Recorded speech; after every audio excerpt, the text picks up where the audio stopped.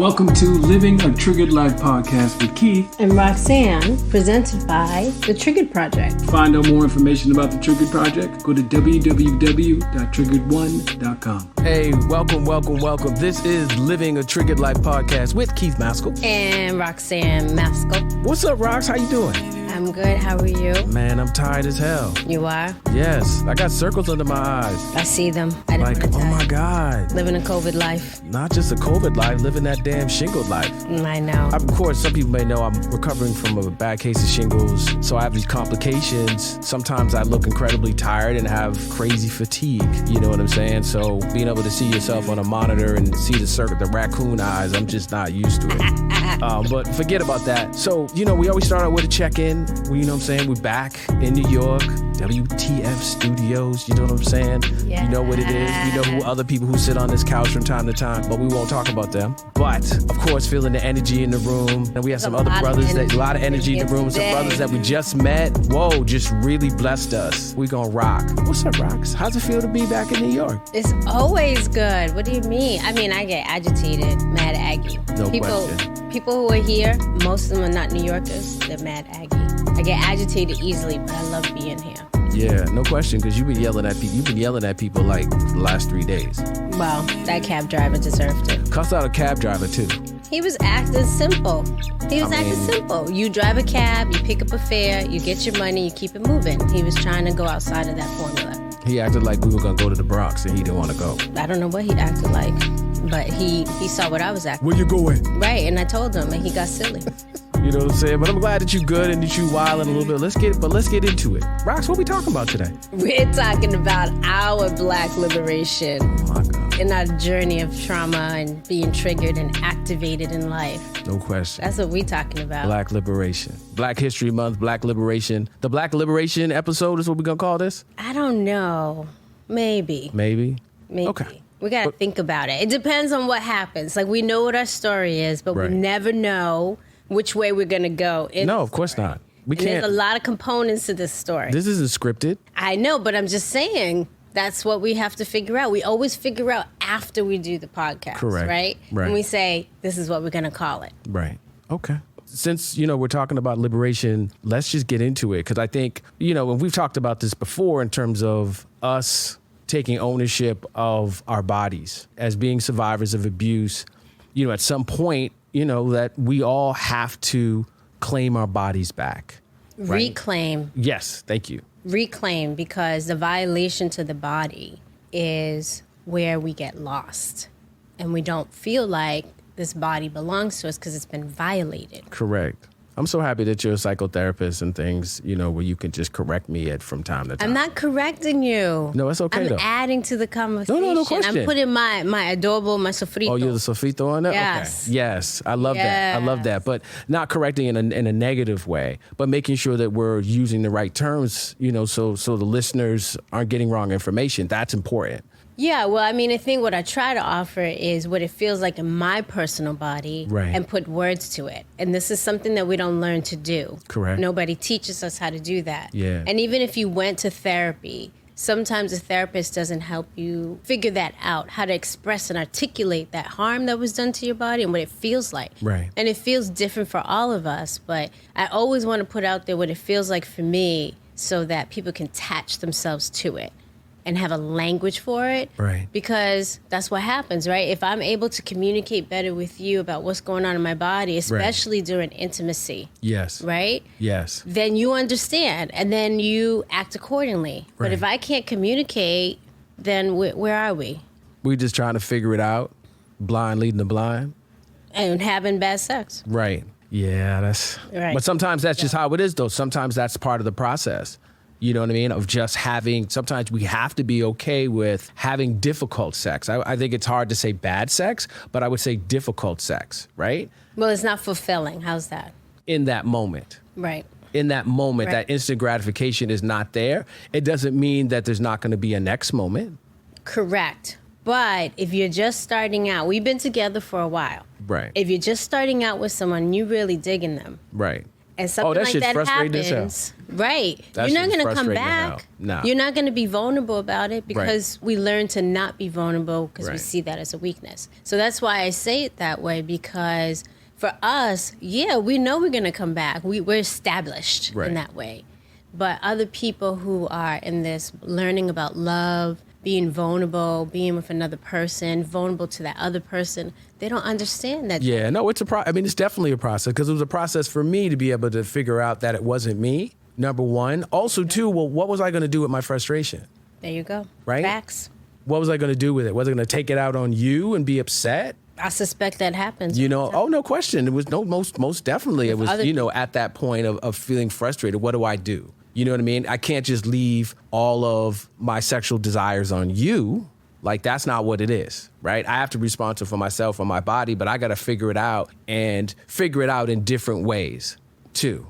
You know what I mean? Yeah. Because figuring out what works for your body is not something that we talk about, right? It's not something that we hear about. It's not something that even, black and brown men or men, who talks to them about that? Nobody, right? No. Or even when we talk about pee-pee etiquette, who talks about pee-pee etiquette? My mother. She told me. It's maybe because I'm West Indian or whatever, you know what I mean? Boy, listen. Don't be pulling out your ting everywhere. She told me that. Simple. Don't do that. Nobody wants to see that. Make sure that you're private. You know what I'm saying? It's not all about your dick. Like, those are the things that my mom taught me. I'm very happy that she taught me those things, because it kept me out of trouble. I am very happy she taught you those things as well. I'm glad. Thank you, Connie. Are you going to say thank you, Connie? I said thank you, Connie. Okay, good. But no one talks about that stuff with us. And how many other dudes are having real conversations like that? You know what I mean? Like, really trying to debrief what happened between them and their girl in that way. And then you ask another dudes who have no idea. So it's incredibly difficult, It can be isolating in some ways, because the only person that you can really have the conversation if it's not your therapist or whatever, is actually the person that you're trying to interact with, your person, your boo, your bae. In some ways, that's how it was with me. I didn't want to tell other dudes about you in that way, because you can't do that. Like, dudes do that a lot. Like, you want to tell, like, yo, my girl and all that, and you know what I'm saying? Like, she does this and she does that. No, because then if you're telling all the secrets, you can't do that. That's just not, some dudes like that, excuse me, that's just not how I was. I felt like I always had to protect your honor, always, regardless. Well, and dudes don't recognize that sometimes we know that you flapping your gums, because your boys sometimes don't know how to disguise what they know. Mm-hmm. They That's give it right. away. That's facts. Facts. So, Facts. That's little boy shit. No question. You know what I mean? Like, what do dudes do with that information? Excuse me. I don't know why I have like a frog in my throat or something. I don't know either. You know what I mean? New York. Maybe it is New York. But you know what I'm saying? Like, how do people deal with that? Especially because, like, if you were ugly, that'd be one thing. No one really care about it, but you're beautiful. Like, that sounded like a compliment. Of course it's a compliment. You're fine as hell. Are you serious? You're beautiful, spirit, inside and out. ugly, So people are drawn to you. People are drawn to you. No question. All right. I mean, did that sound negative?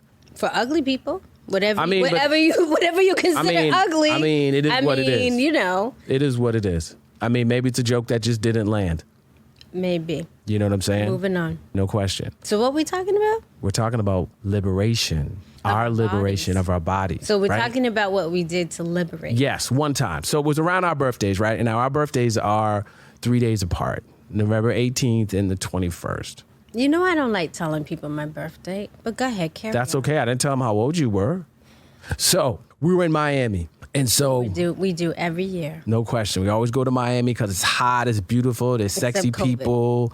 You know what I'm saying? Like, the vibe is beautiful. A lot of sexual tension. Sexual tension there. You know what I mean? And how we roll when we go to Miami, we roll like we live on Washington, but we hang out on Ocean Drive. And if you've been to Miami, you understand what it is. Most people try to front and always like, oh, I need to get a penthouse on Ocean Drive and try to be extra. No, we try to roll as locals, and then we just walk up and down Ocean Drive.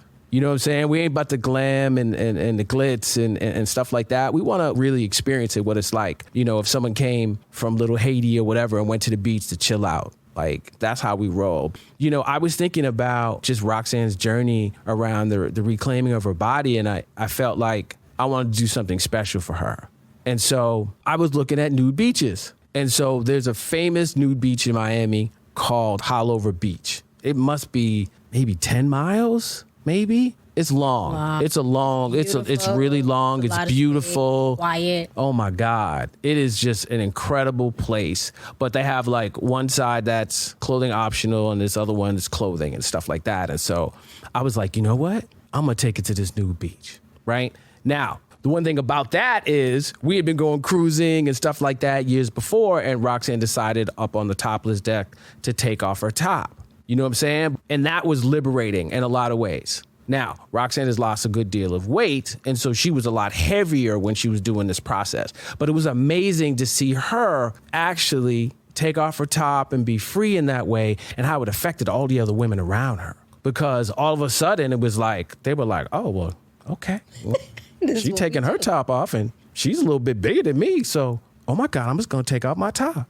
And it was incredible because people would talk to us, they would talk to her, we would meet people and they would be like, wow, like, yes, just so empowered. And so that stayed with me and I was like, wow, that's her reclaiming, part of her body. And so I was like, yo, we're going to Haulover. So we get to Haulover. We have to walk for like probably a quarter of a mile till we get to the opening. And so we went There's like a white picket fence. Right, exactly. In the middle of the beach that lets you know you are entering a different part of the beach. Exactly. I mean, that's just like the visual is really important. I think. Right, exactly, right? And so we get to that part and there's this big gate and stuff like that. And, we cross over and we're fully closed. Now, there's something that's called the track. And so there's mad people walking towards us, right? And so what happens is people go in the water and they want to get a nice even tan. So what they do is they walk up the beach and then they just walk around, they just walk up and down the track.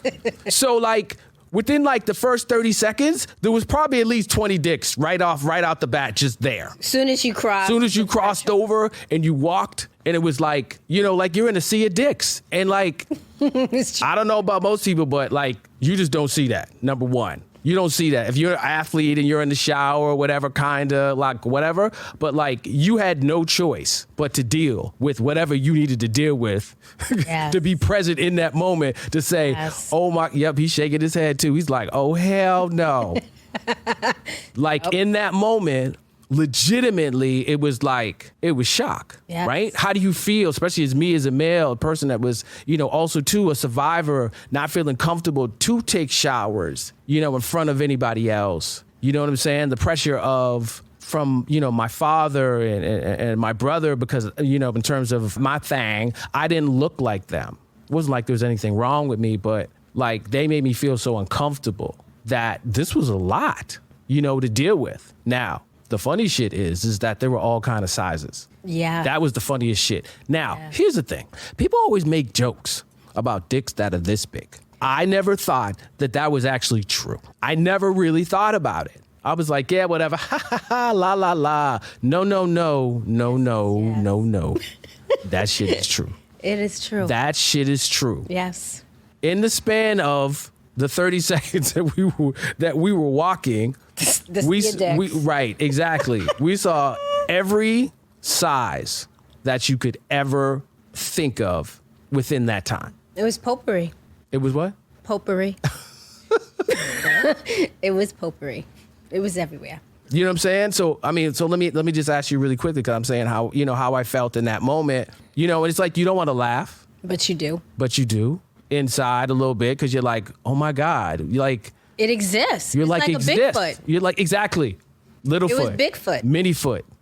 Tiny foot. Bite-sized foot. Bite-sized. Legitimately. Yes. Like, dude had legitimately had crazy pubic hair and this little thing sticking out. Yeah. Like, legitimately. And he was excited. Yeah. You know what I'm saying? So it's like, wow. Yeah. Like, wow. But then again, you know what? You got to get a brother some love, because he was loving himself in the moment that he didn't care about what anybody else thought. And that was what that lesson was at that time. Yeah. You know what I'm saying? So we were seeing other people's, their liberation. Yeah. In terms of how they felt about themselves. There every day. You know what I mean? They were right. Those are regulars, right? Right. Those folks were there. Those are regulars. Yes. So, Yes. Every day.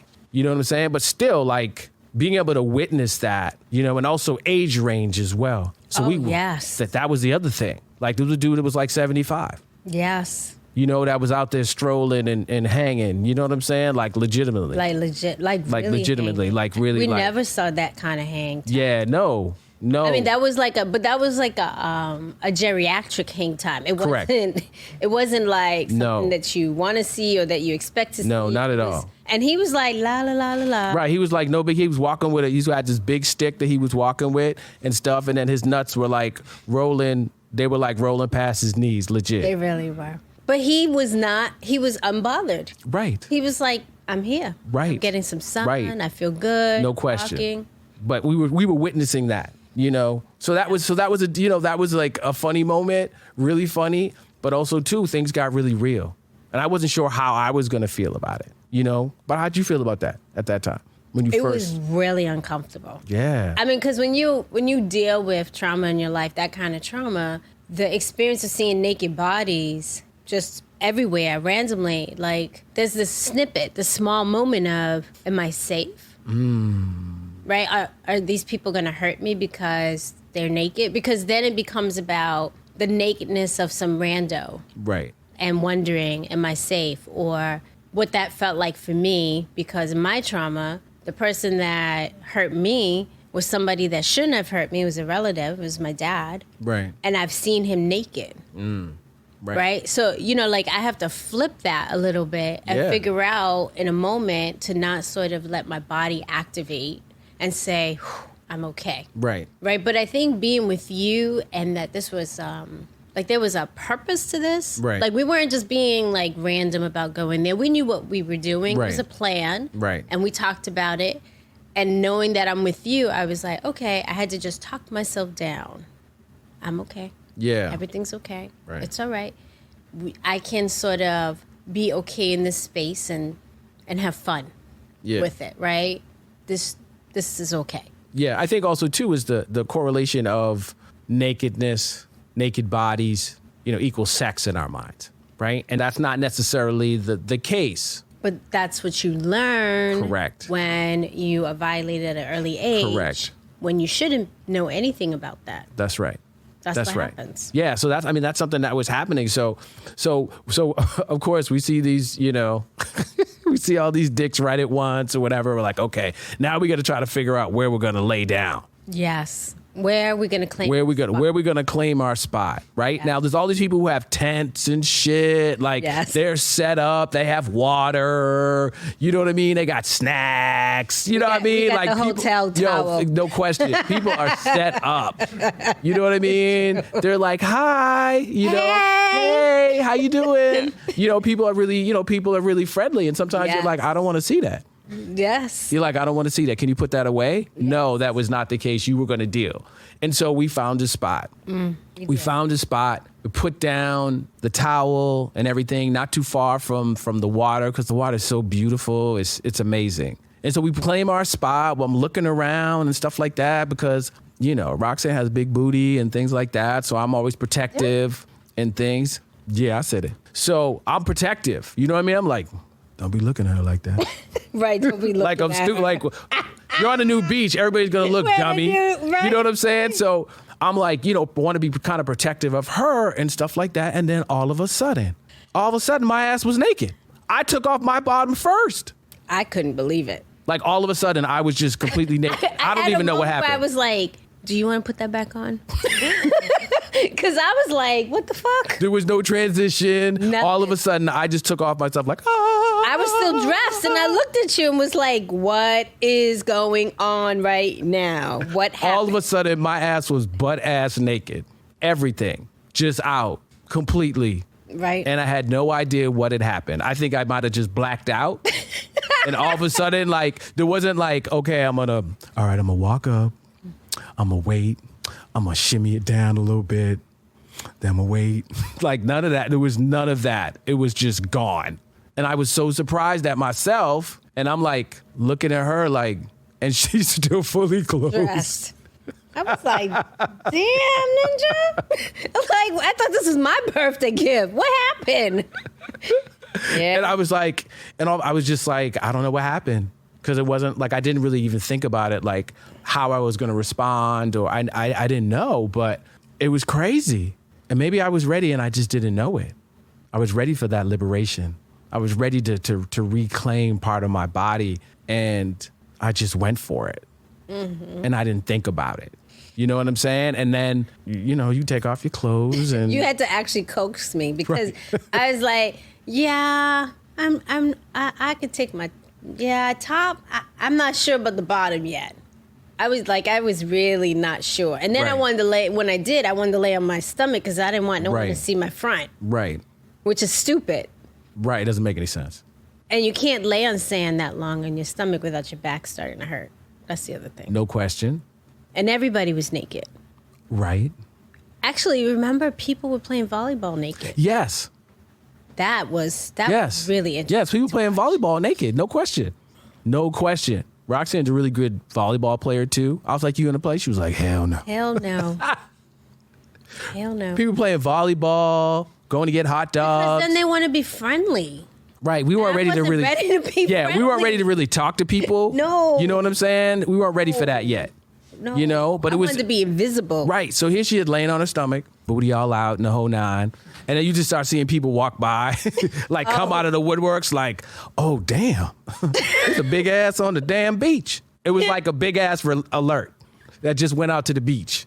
You know what I mean? Almost, like, there's a big ass on the beach. Everybody, Tower 7, big ass near Tower 7. It's true. and then dudes just started walking by. Like, I was like, okay, there was nobody here. Where did everybody come from? I was all like, what's going on? But what I didn't realize as well is that maybe they weren't looking at her. Maybe they were looking at me. Yeah, you got a nice little, top side booty. Yeah. I was like, oh shit. Yeah. Right. That's what we talked about. We started talking about Right, it like, exactly. Wait a minute. Maybe they're not just here looking at me. Maybe Right. they're looking at your booty. Right. No question. Yeah. Now, at this time when we went to Haulover, there were more men than women. Yes. So that's another part of it. That's another layer of this, of this reclaiming of your body because another man is looking at you. Yes. And what does that mean? Yeah. It doesn't mean a goddamn thing. Having to be able to process that in the moment is a lot. You know what I'm saying? Especially, being a survivor of abuse and having to make sure I figure out, my sexuality and things like that, that can definitely challenge you. No question. Of course. As it should. No question. You know what I'm saying? So that was the other thing that was like, whoa. And there was some women and some couples and things. But let me tell you, when you got a road dog with you, that's what made everything better. You know what I'm saying? This is my road dog right here. Like being able to, there was nobody else, of course, that I'd want to be, in this relationship with because, we start doing things that we didn't even think that was possible because you have that type of support. Mm-hmm. You know what I mean? That's yes. that we can actually talk about it. Right? So that led to this led to this whole conversation of talking about dicks. Yes. And about dick size. Yeah. And what that means. Right? And about pee-pee etiquette and things like that. And how dudes lead with their dicks a lot of times. And, how they feel defined by their penises. That is a learned behavior. And that's a learned behavior. And so, when you're interacting with someone else, of course, we bring those things to the relationship. But can we actually be vulnerable and understand that we got to lead with our hearts? We got to lead with our minds. We got to lead with other things. And understand that if you want to lead with your dick, you'll be chasing your dick for the rest of your life. And never catch up. No question. And so it's a choice. It's Right. not what you want for your life. Exactly. And that's the thing that we always talk about is like, we have choices. Everything that we've learned up to a certain point, we can decide what direction we want to go in. It's our opportunity as we try to learn this adulting to make those decisions. Regardless of what our dad did, regardless of our grandfathers, regardless of our mothers or whatever, we've got to make our own way. Yep. And so I felt like that in that moment that like, wow, well, how am I going to feel about this? Right? To have all these gay men look at me and whatever, and it'd be like, you know what? It's not that serious. It isn't because it's the body. Right. Right? It's Exactly. just what happens. Right. So. Right. Yeah. So that was one thing that we had to deal with, which is just unbelievable, man. It was like, oh my God, no, wait a minute. All these guys looking at me. oh my goodness, what are they going to think? What are they going to think? This is what, this is what my father said to me about my stuff, whatever, and be honest with you, I just had to let it go, right? I had to let it go. Well, it wasn't something that was benefiting you.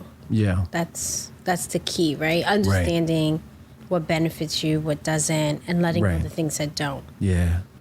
That's what healing and recovery are really about. Yeah. So. Yeah. But what made that moment special was also because Roxann was there and the fact that we can talk about it. Because I think that's something that doesn't always happen in relationships. Like we just talk about everything, to the best of our ability, So it was time to get in the water. Oh gosh, the water. It was, right? It's the closest thing. That was like a runway. Right. Exactly. Because when you got to walk to the beach from your towel. You mean the water? I'm sorry. Yes. We were on the beach. Right. You have to walk from where you are sitting on the beach to the water. Right. It's like. Yeah, and then trying to manipulate the sand. Right. Right? Mm-hmm. It feels different naked. Yes. Yes, it does. Let me say that again, in case y'all didn't hear. It feels different naked. Right. Manipulating the sand. No question. Walking. Right. And so, getting to the water, there's no hiding, there's no nothing. We held hands. We walk into the water. And the water is just so beautiful, right? You feel like... And warm. Warm. Like, I felt like Apollonia. You know what I'm saying? Like, no question. Like, she just jumped in. Like, that's how I felt. I'm Apollonia. I was Apollonia. I mean, if that's what you want to be, that's fine. I don't mind being Prince. But he didn't get in the water. He just said, wait, no, wait. That's all he said. Yes, he didn't get in that water. You know what I'm saying? Right. So I just felt like Apollonia because I was like, oh, my God. But it was such a beautiful experience because it's the closest thing to being in the West Indies, to be honest, is Miami. And don't ever go to the regular beach on South Beach. Go up to Haulover. Not necessarily that you got to show your ass, but the other part of it. It's something about the calmness of that water. Yeah. The one on South Beach is rough. This is smooth. It's dirty. This is clean. And that clear blue water. Like it was, to be honest with y'all, it was so healing just to walk into the water with Roxann. It was a beautiful moment, to be perfectly honest with y'all. Like, unbelievable. Never forget it. We loved that experience so much back that we went back the next day. Yeah. You know what I'm saying? But sort of became like an addictive freedom. Like, yeah. So nice. Like it just felt so good to just be free like that. Yeah. And we continued doing that over the years. Right. And after a while, it kind of felt like people recognized us a while, right? Because we didn't talk about the fact that there weren't that many black people around. Right, at that time. It was mostly white people when we first started. Yeah. So white and a lot of Latino. Yeah. A lot of Cuban facts. Yeah. A lot of Cuban folks, no question. But still, we stood out. Yeah, because also, at that time too, we also, young looking and things like that. And at that point, people were a little bit older, not like 60s or anything like that, but they looked a little bit older. And we were much younger, so they were like 50, 55, right? Yeah, they were probably 55, 60s or stuff like that. And then there was some people who were actually elderly. Yes, there were some folks that were elderly and stuff. And then it was just, younger people. But we just had a different vibe. So I think people were just kind of drawn and just kind of interested in us individually and then also with being together. But it was so calming just to sit on the beach and just not think about anything and just kind of let things melt away. There's a sense of safety in a way. Yeah. Right? It wasn't just like healing and recovery. Water is known to be healing. Yes. A healing source for people. Being connected to nature is a healing, recovering source for people. It's meditative to watch the water, to feel the sun and all of that. There was we actually felt safe. Right. Which is different for us. That's not something that is usual for us. Right. And that space created that. Mm-hmm. Yeah, no question. And it wasn't too crowded and things like that. So we had some space. Yeah. Because you always want to have a little space. You know what I mean? Like you don't want to, look left and have an ass in your face and then look right and have a dick in your face. Like you need a little space. Do you remember there's people with the chairs that they were facing away from the water? Yes.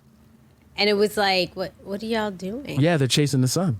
Yeah. Wherever I the think sun some of them is. were also like, they were also Yeah. trying to figure out not to get too much sun. Right.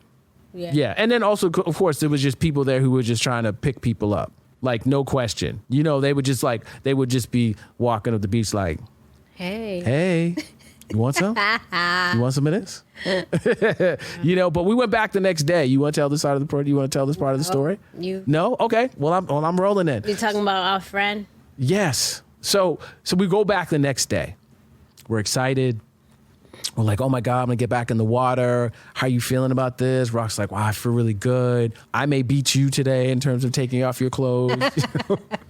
Now it became a competition. Right, exactly. Yeah. And that's one thing about Roxann. Roxann's the type of person that, like, when she gets home, she's about to jump in the shower or something, I can turn my head for 2 seconds and turn back, and Roxann's completely naked. Less than a second. And I'm like, always like, how the hell do you do that? It's like, that's some like trick or something? How you do that? I mean, they just expire. I mean, I tell you all the time, clothes expire on me. it's unbelievable to me. So we go back the next day. So we're walking down the track. We're like, all right, let's try to sit, somewhere else and things like that. And so we walk a little further because actually we see the people playing volleyball and things like that. And then we see this couple and this guy, right? Big, tall dude. He was tall. He had to be like 6'4" or something like that. He had a huge dick. But here's what he had. He had a piercing on the head of his dick, right?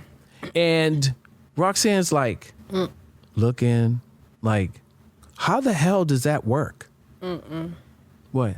No, I'm just, because it wasn't just a regular piercing. It was like the thickest piercing I think I've ever seen. Yeah. Like something you put on an ox. Well, I'm just saying. I mean, he was huge.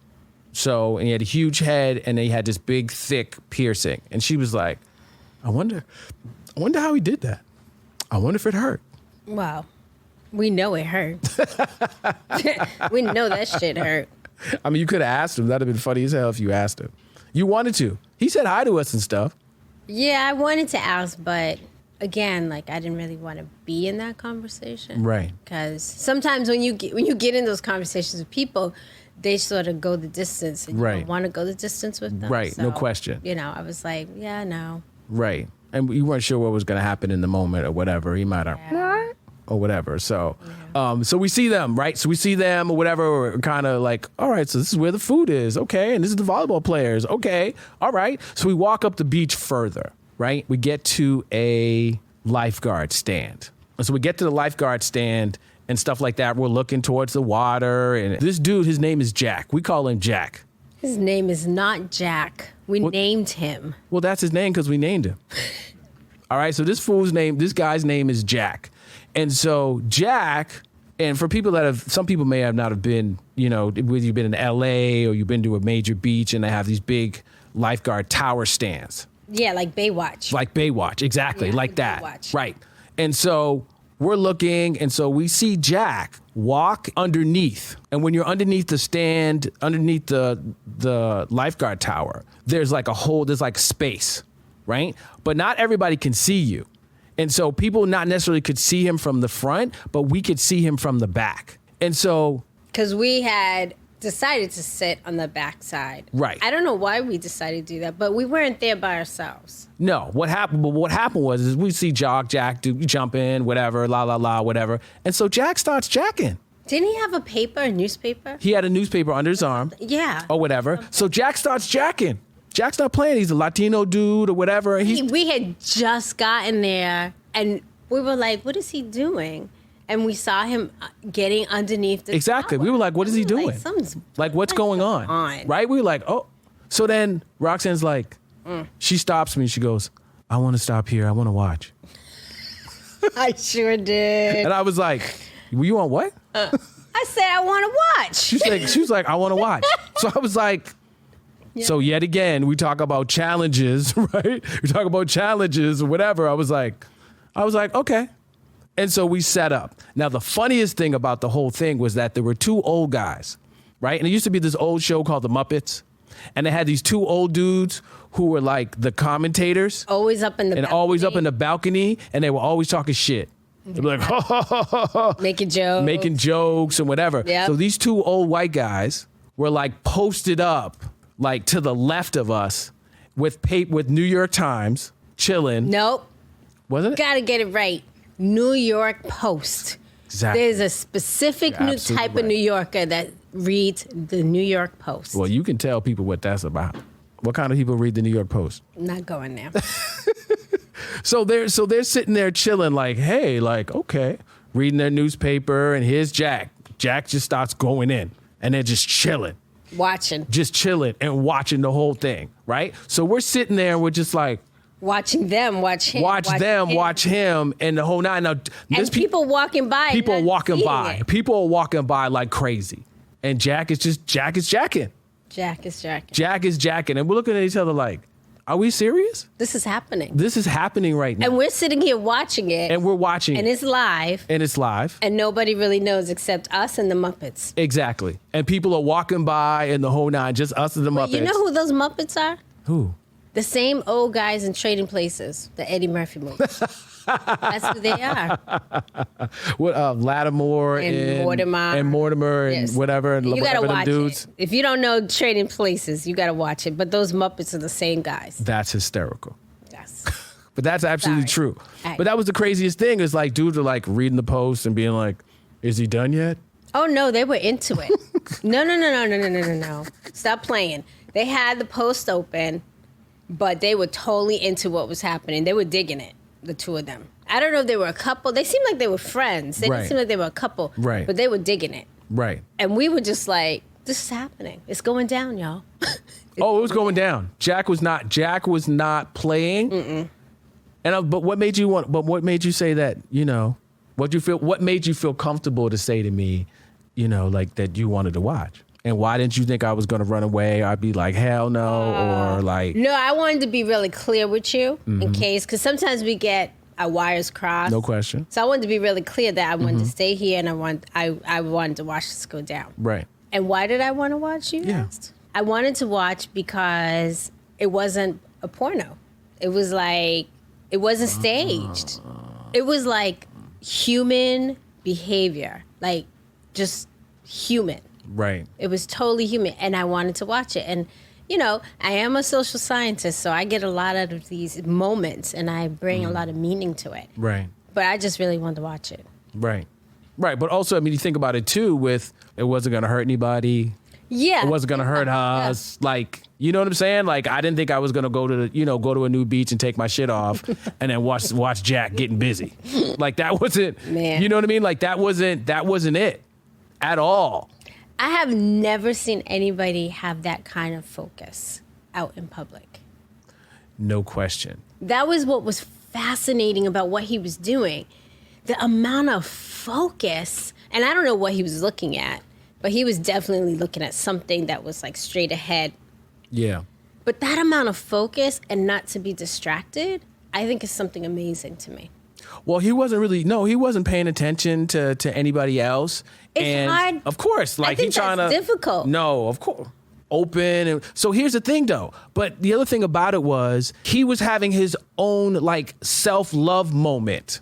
Yes. That's what was happening. Yes, that is in that time. happening. Because it wasn't like he was going like with what was naturally happening. Exactly. Right? He was having a moment. He went under the thing and he had this moment. He didn't think anybody could see him or whatever. He wasn't just like trying to choke it. You know what I'm saying? Like that just wasn't what it is. I think that was part of what was turning him on. No, that's very well possible. Now Jack wasn't going for like a couple of minutes. No. Jack was going for like almost 5-10 minutes. Yeah. Legitimately. He was going in. The craziest thing is how much freedom did we exhibit in ourselves in that moment? Oh, totally. I mean, anybody could have seen that we posted up and was like, you know, it was like being at the movies. We were just like with the popcorn and shit, just chilling, watching the Muppets watch him, watching him, watching people walk by. Like it was a show. Right, no question. And we didn't care. We were like, well, we came to the beach. And this is what happened. What came to us. This has just happened. So Jack eventually, of course, ejaculated. No question in the sand. Well, no, actually, no. I'm sorry. Nope. Yep. It actually, he was a shooter. Projectile. He was a shooter. Yes, he was. Jack was a shooter. Yes, and it went very high up in the air. That's true. Probably hit the roof of the tower, and we don't know it, but it looked like it did. It was quite the experience. That's exactly, yes. Jack exploded. Yes, he did. Yes. Jack exploded. No question. Didn't make a sound. Yeah. Oh my God. He made no sound. Silent. He was completely silent. In the way he was going in, he should have made some sounds. Yes. When he got to his moment right before, he made no sound. No sound. Shit was shooting everywhere and still no sound. You know what I'm saying? Yes. And then he just stopped, cleaned off his hands in the sand. Did he go in the water? No, he folded up his newspaper, got out from underneath, and went on his way. As if nothing had motherfucking happened. Like that was it. I mean, what else is there to do? He just moved, like I'm saying, he had his moment, and then bro just moved on. Like, y'all didn't see me. This didn't happen. And I'm out, and you know what? I feel so much better. Yes, I feel so much better. I really needed that. And we were like, this shit really just went. Did we just see this shit? We just like, yes. Did we just see this? But wait, the Muppets were even like, yeah. Okay. Oh, okay. Yeah. They were like, just, whatever. We were like, is this what happens here all the time? Is there something else that, like, is there some other shit that's gonna go down? Mm-hmm. Yeah. We never saw anything like that again. No. But we always expected to see something. We expected to see something, but we weren't sure. Yeah. But also, too, just the conversation that we had after, talking about what it was like for each of us in that moment. Actually, we've been talking about it for years. Heck yes. There's more layers to the whole thing. You know what I'm saying? There's mad layers to all of it. Well, because, again, like I bring it back to the trauma, right? So when you've been traumatized, you don't really have the capacity to do something like that necessarily. No. Like there's just so many obstacles to, you know, and everybody experiences trauma differently, right? But there's so many obstacles to the body, how you feel about your body, how much you share, you know, there's just so many obstacles. Right. For me, as a woman, constantly feeling objectified in the street. Like this constant about what my body looks like, who's looking at which parts, how much they're taking in, how much they're enjoying, you know. Like, and if I'm in the mood for that energy. Right. And so when you think about that happening every second of my life and me having to negotiate those moments every second of my life, and then you see somebody like this who's like, this is what my dick does. This is what we're going to do. We're in the space for it. And then we're just going to keep it moving. Like, it's such a beautiful, simple concept and something that I will never actually ever know. That's deep right there. I will never know That's deep. How to be in a space like Jack. Yeah. I will never. I don't think I'll ever have that. Yeah. Yeah. I mean, it's. I mean, the other thing that's interesting too is that he made sure that he found a space that was in the open, but not in the open. Yeah. Right. We probably would have felt differently about that situation if he was just in the open. Yeah. You know, how does that change the dynamic? How does that change how we see it? Yeah. Right. What's the purpose of it? What's the purpose of it? Would you be able to continue to without being uninterrupted the way he did? Like, yeah, there's just some factors. You know what I'm saying? And just folks would feel in terms of the respect level for the beach and people around and things like that too. It's going to be looked at a lot differently. You know what I mean? Years later, there were signs that said you couldn't jack off anymore. Right. We were like, damn, Jack, you messed it up for all of us. I wasn't necessarily like that. I didn't want to see it again.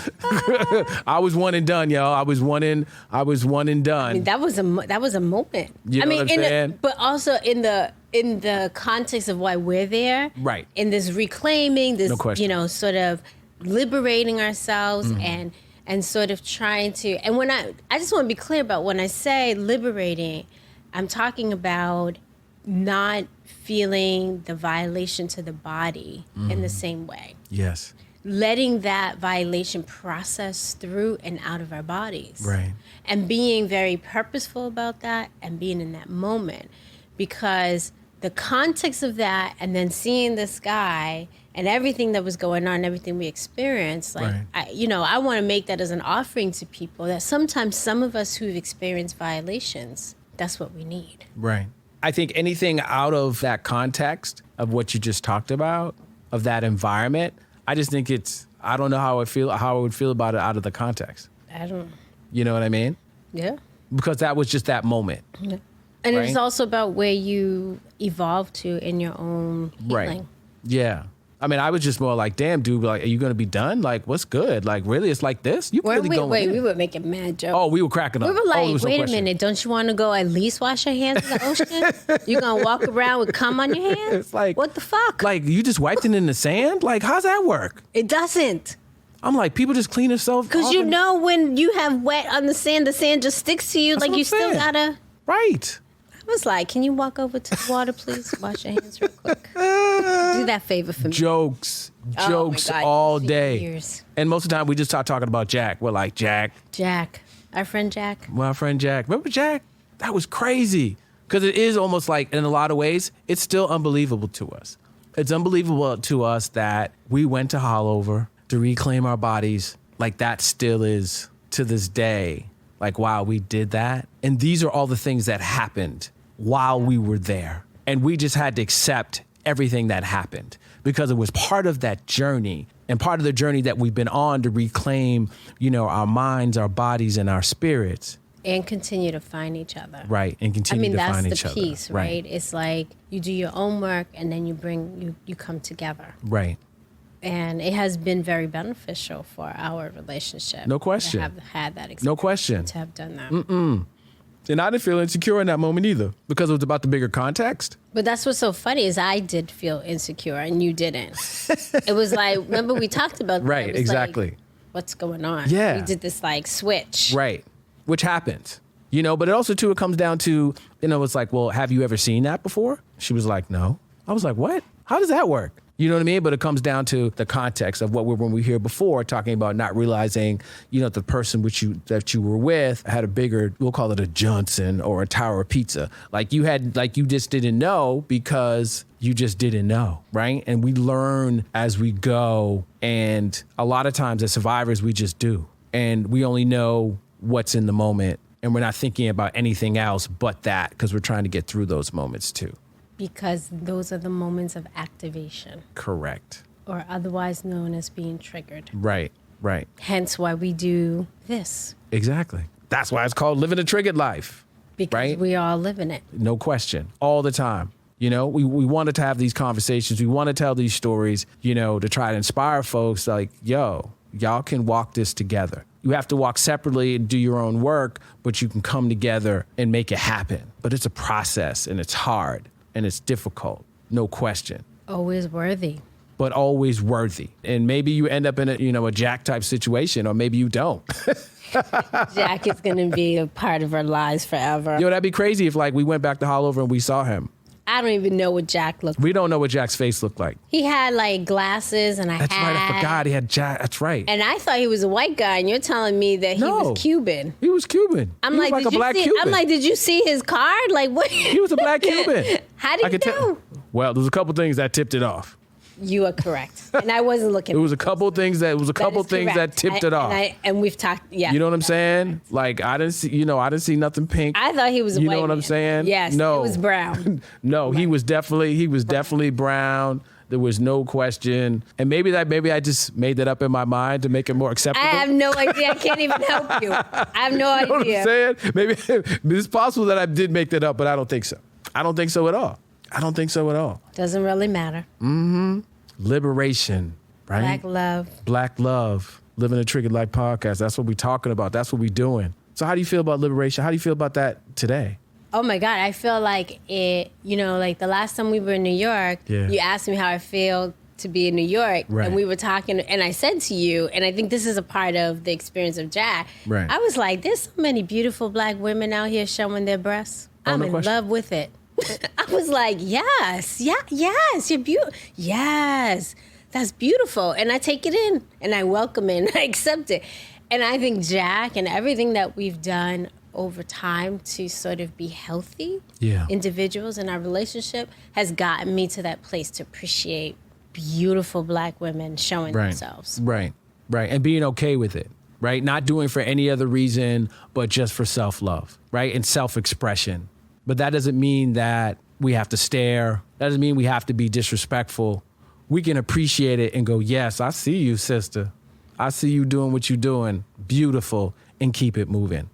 Yes. Right? And loving, like, it's like loving on them, right? Exactly. Not in some kind of gross, nasty, disrespectful. No. It's like, I see you showing your body and feeling okay and feeling all right with your body. Right. And I'm loving you for that because you inspire me. I'm not going out and showing it. Right. That's not going to be me. But I'm on the end of trying to hide some of my parts of my body because of how much attention I get. Right. But I'm going to love you for doing it. Right. No question. I just think we have to celebrate, the Black and brown bodies more, just in general. I think that's just important, right? Mind, body, and spirit, and how we step into the world and how we take care of ourselves and how we step out. We got to celebrate that because we celebrate fashion, when people do it that way, and we got to continue to do that. Mind, body, and spirit is so part of it. And when someone feels good about themselves, it comes out completely. Oh, yes. No question. When you feel good, you feel like, I'm cute today. Inside radiates out. Yes. Yeah. No question. You feel like your dreads are clean. Forget it if the sun is shining. Right.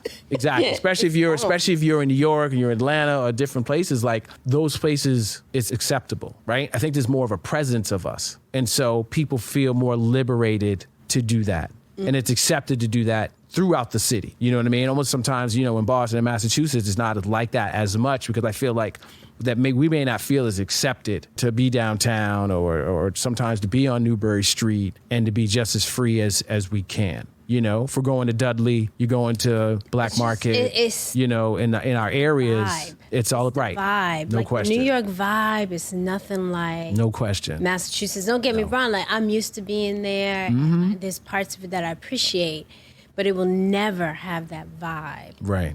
Even in the berries, you know. It will never have the vibe of New York. Yeah. That's okay. No question. It's a beautiful thing. It's a beautiful thing to witness and be respectful. And I think people appreciate that. When you can give someone a nod like, I see you. And then to keep it moving, they're like, yes, did he just look at me and be like, okay, I see you, and then move? And then keep it moving? And just keep it moving? Like, okay. You can be like, yo, see, especially because outfits are just sneakers and whatever. Everybody looks at everybody else. It's just like, that's just how it is in New York. Like, you're like, oh, wow, look. Like, damn, I like your socks. You know what I'm saying? Mm-hmm. like that's how it is. But why can't it be like that just about the body in general? Well, it should be. It should be. But that's fixing our lenses too, right? And understand what our purpose is and things like that, and trying to be as honest as we can with ourselves, which is how we feel about shit. You know what I'm saying? Yeah. No question. Talking about this, do you feel like you want to go back to Haulover? Yes. I was just sitting here thinking about, it's been a while. It's time to go. It's time to go back to Haulover. And it's like a therapeutic check-in, right? Go back to Haulover, therapeutic check-in in the sense that, where am I at in my body image? Where am I at in how I feel about exposing myself or being among this community of people who are liberating themselves? Right. And yeah, I think it's time. Yeah. It is definitely time. Yeah, the last time I went, there was more people from the hood too. So that was always interesting. Yes, it's like they found it. Right, exactly. Like, how do crackheads find the new beach? like, no question. Damn, everybody's mad. here. Right, there was like everybody.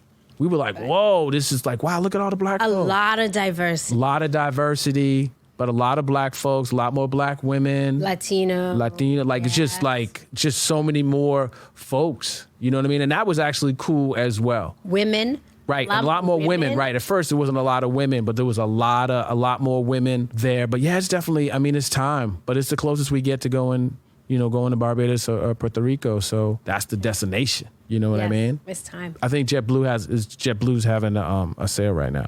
Really? You doing a commercial for JetBlue right now? No, I'm trying to just say to you that, like, you made it just, you know what I'm saying? On the trip, later today, we might just have to look into it and see what's cracking. You know what I mean? Yeah. Because you know how we do it too. We fly into Fort Lauderdale. But we were trying Hold on, let me say to this. avoid Let me say this though. Yes, we were trying to because it's a little free out there. Too. But we fly into Fort Lauderdale and then we take the train To Miami. to Miami. And we save like Commuter rail. Right, the commuter rail. We saved like $5 million just by doing that Yeah, alone. but do not have a whole bunch of bags. No, don't do that. That's ridiculous. It's a backpack. No, you gotta roll take a simple. free shuttle Right. from the airport to the commuter rail. Yeah. Commuter rail is like $5. What? Takes you right into downtown Miami. Boom. And then, you can get on the bus, you do Right. whatever. It would take us. We do that and end up in South Beach like in an hour. It takes you to Miami Airport, and Yep. then there's a bus from Miami Airport That takes you goes right to- straight to Miami. It takes you right to South. Takes you right to South Beach. Beach. Right by Lincoln Road. Boom. Yep. It's And like if a you- $7-8 trip. Exactly. And then if you need it, then from there you take the 25-cent bus down the street. If you're That you can run up the side of right, it. Exactly. But it's better than walking. No question. No question. That's always been our way. What else you got? I don't know. It's funny because this conversation, I feel like in my body, I feel a little exhausted. Really? And I think it's the conversation in just the sense of like how thinking about, so on the other end, I just had my last therapy session. So I terminated my therapy with my therapist. I've been with her for 5 years. And that was sad for me. Yeah. But it's also time, right? It's time for me to go and practice. So I'm in a place where I'm thinking about evolution, how far I've come, things that I need to keep practicing, and talking about this body stuff. Yeah. It's like, where am I on that journey of my body? Right. Right? Haulover sort of invites the attention I pay to it. But if I'm not there, I'm not really paying attention to it in the same way. Right. And so it's not, like I feel a little exhausted in my body thinking about it and where am I? Am I in that part of my journey? Right. And I just think it's, I'm going to miss my therapist. She was bomb. Right. No. Most definitely. And we always try to be as vulnerable as possible. But this is something that now people know about it, but this is something that nobody knew about. Oh, my God. At I all. try not to think about how many people will know about it. You just, you know what I'm saying? You put out the energy and it is what it is. And we'll probably have some more reflection on this because anytime we do the podcast, it is doing the work as well. Absolutely. Right? We got jokes, like we doing it, but this is part of our healing as well, is to be able to talk about this and talk about things openly, right? Because we talk about things amongst ourselves and, a couple other people, but this is a lot of stuff that just nobody knows as well. So I understand in terms of being, tired or a little exhausted. It's a lot. It's a lot to process. Yeah, but it's important. No, absolutely. This is why we do the podcast, because we want to offer these things to people. We want to invite people to have these conversations with their partners or to be thinking about it. And, we're making an offering. Right. No question. But you've been listening to Living a Triggered Life podcast with Keith Maskell. And Roxann Maskell. Man, we are so happy to be here at WTF Studios in New York City. Once again, the Black History Month.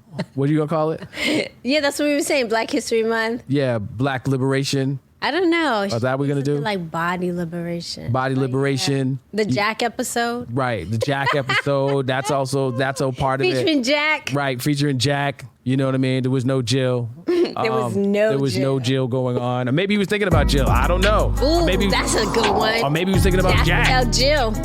No question. I might roll too. But this has been great. Thank you so much for listening. And remember, you're no longer surviving.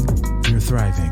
And you've earned that. Thank you for listening to Living a Triggered Life podcast with Keith and Roxann, presented by The Triggered Project. To find out more information about The Triggered Project, go to www.triggered1.com. And remember, you're no longer surviving, you're thriving, and you've earned that.